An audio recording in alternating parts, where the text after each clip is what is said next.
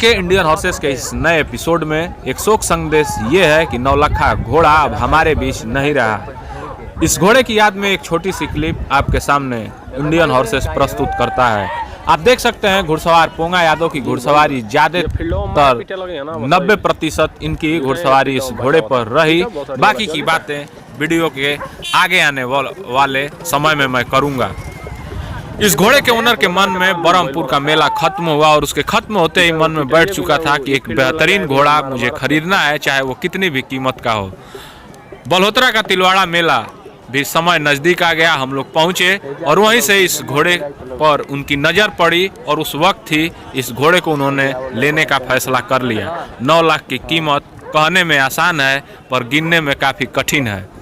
मैं आपको ये भी बता दूं कि जब से ये घोड़ा बलहोत्रा मेले से खरीदा गया उस वक्त से ही इस घोड़े के मालिक का नाम और इस घोड़े की पहचान जुड़ गई और पूरे भारत में फैल गई। शुरुआत से ही काफी लोग प्रश्न करते थे और पूछते भी रहते थे कि आखिर ये घोड़ा इस समय किस स्थिति में है। जब कभी भी बाहर के लोग मिलते थे पूछते जरूर थे कि आखिर उस घोड़े का क्या हुआ। आपके बीच में ये घोड़ा कई सारे दंगलों में उतरा होगा, कहीं काम किया होगा, कहीं कुछ अच्छा न दौड़ा होगा, पर प्रैक्टिस की ये फील्ड आज आपको ये दिखाएगी कि घोड़ा कितना फिट था। फील्ड पर भी आप देख सकते हैं आसानी से घोड़ों के बीच में दौड़ता हुआ नजर आ रहा है। तालमेल भी सही है और आप ये भी देख सकते हैं कि जब कभी भी कोई भी घुड़सवार अगर बाघ की पूरी लेंथ को घोड़े को दे देता है और एक हाथ में ही बाघ हो दूसरे हाथ में कोड़ा हो तो मतलब घुड़सवार और घोड़े के बीच में तालमेल अच्छी मानी जाती है, चाल भी कम नहीं है। मैं बता दूं तो घोड़े ने जो शुरुआत की थी अपनी स्पीड की वो 33-34 से कर घोड़ा 40 किलोमीटर प्रति घंटे की रफ्तार तक दौड़ा था। नियाजीपुर में थोड़ा सा करिश्मा हमने इस घोड़े का देखा था। वक्त का कहर कहें या किस्मत, कभी कभी कुछ घोड़ों के साथ वैसी चीज़ें नहीं हो पाती हैं जैसा कि हम चाहते हैं। आप पोंगा यादव की घुड़सवारी में ये चीज़ें साफ तौर पर देख सकते हैं कि घोड़ा अपनी कितनी खूबसूरत चाल में दौड़ता हुआ नजर आ रहा है। थोड़ी सी कुछ दिक्कत जरूर बाद में घोड़े में आ गई जिसकी वजह से इसे दंगल से बाहर करना ही उचित समझा गया। घोड़े को अचानक काफ़ी ज़्यादा फीवर हुआ जिसकी वजह से ये अब इस दुनिया में नहीं है। पर यहाँ पर घुड़सवार की तालमेल आप बरहमपुर का ये वो फील्ड है जहाँ पर इस घोड़े की पैरबाजी आप देख सकते हैं कितने बेहतरीन तरीके से ये घोड़ा दौड़ रहा है।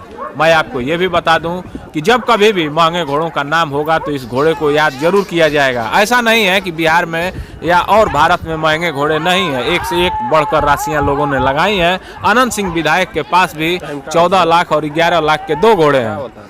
पर इस घोड़े की काफ़ी ज़्यादा मार्केट में ये घोड़ा बीच में रहा, कई सारे दंगल भी लड़ा और हमेशा इसकी तैयारियों में तरह तरह की तरकीबें यूज की गई और कहीं कुछ सफलता मिली नियाजीपुर में और धीरे धीरे कुछ ना कुछ ऐसा हुआ जिसकी वजह से घोड़ा हाथ निकलता जा रहा था, फिर इसको विराम दे दिया गया। मैं आपको ये भी बता दूं कि आप गौर करिएगा कि किसी भी फेयर की बात हो, चाहे वो बरहमपुर हो, बलिया हो या तिलवाड़ा हो, चाल आप देख सकते हैं कम नहीं है। घोड़ों के बीच में भी काफी शानदार दौड़ रहा है। प्रत्येक वर्ष हजारों की संख्या में बहुत से घोड़े आते हैं, पर यहाँ पर अगर चक्कर या रेस की अगर उत्तर प्रदेश और बिहार की बात करें तो 1% से भी कम की गुंजाइश है कि वो घोड़े अव्वल अपना प्रदर्शन करते हो किसी चेतक प्रतियोगिता में। अगर मेरी बातें सच हों तो आप कमेंट में जरूर लिखिएगा। पर नौलखा और इसकी याद हमेशा आपके और हमारे दिलों में बनी रहेगी। और आपको मैं ये भी बता दूं कि आज भी इस घोड़े के ओनर अजय सिंह साथ बक्सर बिहार के पास एक से एक बढ़कर घोड़े हैं। आप चेतक प्रतियोगिताओं में देख रहे होंगे आज भी महंगे से महंगे वो घोड़े खरीदते हैं, सस्ते घोड़े भी खरीदते हैं। उन पर अपनी तैयारी अपने रूप से चल रही है। हर एक चेतक प्रतियोगिताओं में उनके घोड़े आप देख रहे होंगे। पर नौलखा की कहानी एक अलग थी जिसका चैप्टर कुछ दिन पहले बंद हो गया। वो हमारे साथ भी होना है, आपके साथ भी। जो आया है वो जाएगा जरूर। और जब इस घोड़े को हमने बलहोत्रे तिलवाड़े मेले में ख़रीदा था तो सबसे पहले इधर का अगर कोई मिला तो ख्वाजा मोहम्मद गौस खान मलियाबाद लखनऊ के थे। जब ये घोड़ा खरीद कर आ रहा था तो उन्होंने लड़कों को रोका और पूछा कि अरे ये घोड़ा लेकर आप लोग किधर चल दिए। मैं पीछे से इनकी बातें सुन रहा था। काफ़ी ज़्यादा लोग इस घोड़े को खरीदने के लिए लगे हुए थे।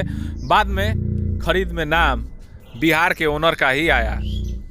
तो यही थी इस नौलक्खे की कहानी। जब कभी भी महंगे घोड़ों की बात होगी, जब कभी भी बड़े घोड़ों की बात होगी, जब कभी भी इस रेंज की बात होगी, तो इस घोड़े का नाम जरूर सामने आएगा।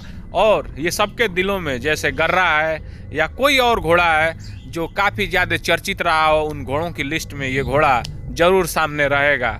बातें जरूर चलेंगी। आज भी अगर ये घोड़ा रहता तो कहीं ना कहीं कुछ ना कुछ बातें जरूर चलते रहती।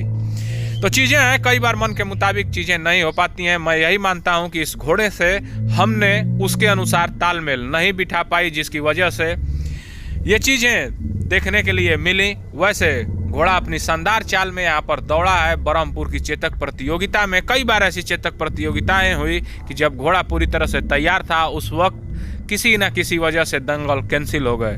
वीडियो में बने रहने के लिए आपका बहुत बहुत धन्यवाद। नौलक्खे घोड़े के बारे में आपकी क्या राय थी, हमें ज़रूर लिखें। आपकी अपनी समझ इस घोड़े के बारे में क्या थी, हमें आप लिख सकते हैं।